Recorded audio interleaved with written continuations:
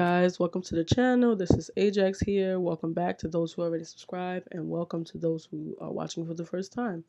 Today I'm going to teach you how to build a PC for under $500, including Windows 10. Most builds are $500 without operating system and mouse and keyboard. Today I'm going to try to build it at $500 with an operating system and a mouse and keyboard. Okay, so the first part that we're going to talk about is the motherboard.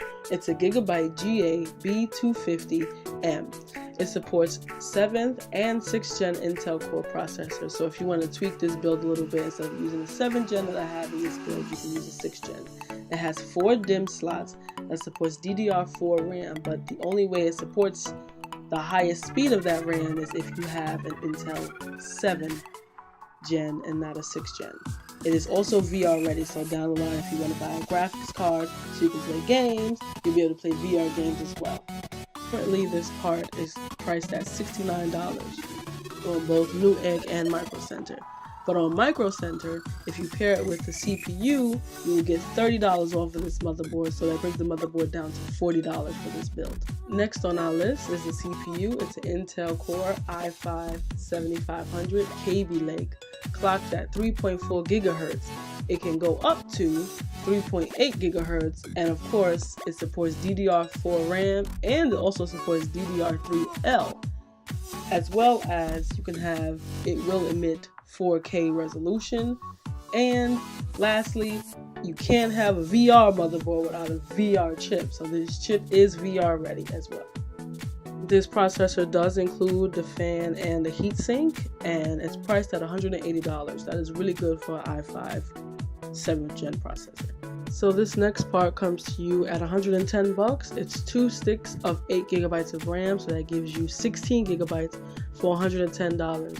We have a little flexibility here because some people prefer 8 gigs, but as a developer, I need to have more RAM, especially for the IDEs that I use. They suck up a whole bunch of RAM, and I use Chrome a lot, and as everyone knows, Chrome takes up so much RAM.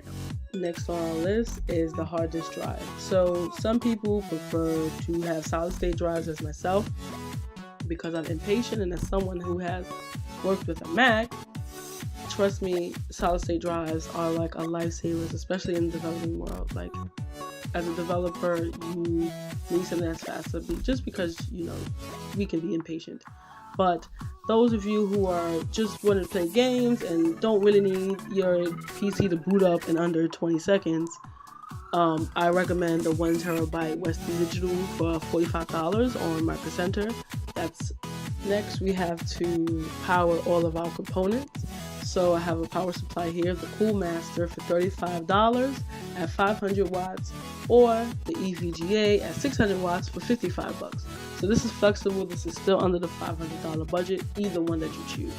I personally would choose the 600 watts because you want to think of when you want to upgrade parts, you want to make sure your power supply can support the parts, so you don't have to buy a new power supply to support new parts that you're adding. And of course, we need to house all of these components. So here I have a DIY PC case. It's a black case. It has blue LED fans in it. It comes with 2 fans within the case. So that's good. You don't have to worry about buying fans if you don't need them right now. You won't, because we're not getting a GPU and you won't need to do a lot of cooling with this unit. For those of you who still want to have a CD drive bay, it supports 2 5.25 inch bays.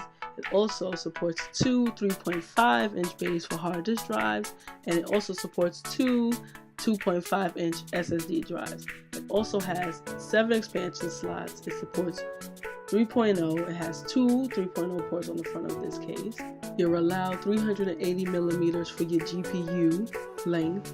It also supports a max height for a cooler of 161 millimeters. It is water cooling ready. The front can fit up to 240 millimeters, and the top can fit up to 140 millimeters for water cooling.